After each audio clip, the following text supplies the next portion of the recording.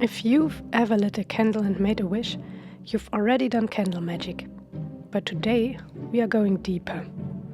I'll show you how to turn a simple candle into something like a tiny spell scroll, using carvings, herbs, colors, and intention. I'll be making a candle for motivation and perseverance and walk you through the steps and show you how to make one that's uniquely yours for whatever you want to call in. Candle magic is one of the oldest forms of spell work. Simple, direct, and found in spiritual traditions all over the world. Candles have long been used to mark sacred space, honor the divine, and hold intentions. You'll find them lit in churches, temples, and shrines, offered in prayer, remembrance, and hope. There's something universal about the flicker of a flame. It's a symbol of life, transformation, and the spark of spirit. You might light a candle during a ritual, during a full moon, or just on an ordinary Tuesday morning when your heart needs a little support. In witchcraft and folk magic, candles are tools for intention and energy. The idea is simple. Fire is active, purifying, and powerful. It transforms. When we light a candle with a clear goal in mind, we are focusing that energy and giving it motion. Candle magic is incredibly versatile. You can light a single candle to hold space while you meditate or speak an affirmation, use 2 candles in love or union spells, perform cord-cutting rituals, dress a candle with herbs and oils to support a specific goal, carve symbols, names, or wishes into the wax, burn candles during moon rituals, seasonal celebrations, or big life transitions. Candle magic can be simple or layered, but when you combine flame with intention, color, herbs, symbols, scent, it becomes a full sensory ritual. That's what we are doing today, making a carved, anointed candle spell. First step, choose your candle. Start by choosing a candle that fits your goal. Before we even get into color and shape, let's talk about size. The size of your candle can reflect the pace and intensity of your spell. A small candle, like a chime or tea light, is great for a quick burst of energy. Think of it like striking a match. Fast release, instant action, one focused moment. A bigger candle, something you burn over several days, works beautifully for slow and steady spells, long-term intentions, growth, healing, things that need time and care. There's no wrong choice, just ask yourself what kind of energy your goal needs. Fast and focused, or slow and rooted. Now we can get to the color. Color magic is a simple but powerful tool. A rough general guide would be this. Red for strength and energy. Green for growth, abundance, or heart healing. Blue for communication, calm, truth, or focus. White as a universal stand-in. Black for protection or banishing, or orange for perseverance, joy, or confidence. That's what I'm using today. Go with what speaks to you. Don't stress about the perfect color. Your intention is the most important ingredient. And again, simple white goes with anything. After all, what we see as white is the sum of all visible frequencies of light.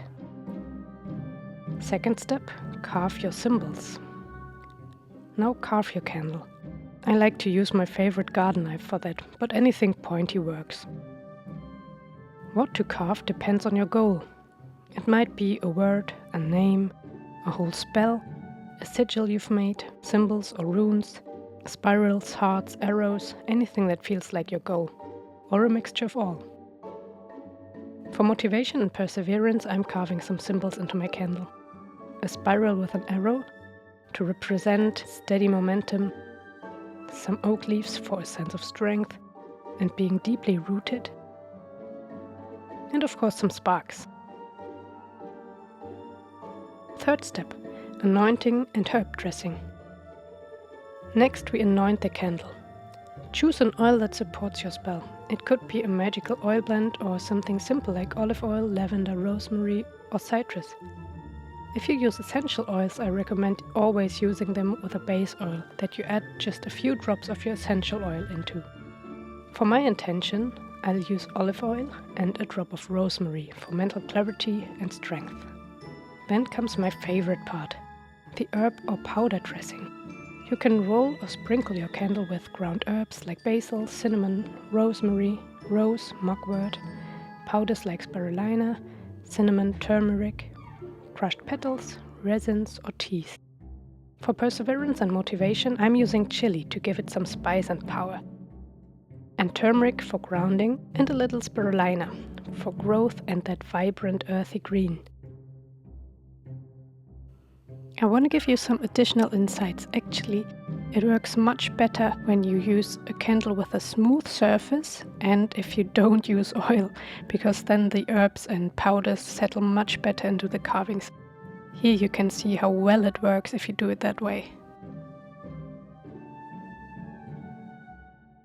If you want, you can take the candle in both hands now and send your intention and magic and energy into the candle. Fourth step, light and let it go. Now the candle is done. Place it somewhere safe and focus on your goal while lighting it up. You can whisper a spell, say a prayer, or just have it clearly in your mind. Watch the flame carry your intention out into the world. You can let it burn all the way down or snuff it and relight over several days, especially for ongoing goals like mine. Some people like to journal after or draw a card. Some just breathe and go on with their day. Whatever you do, know that the magic has already begun.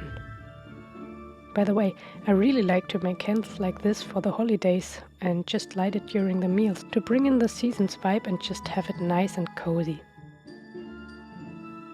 You'll often hear that you should never blow out a spell candle, that it's better to use a snuffer or gently pinch it out with damp fingers to avoid blowing away the magic.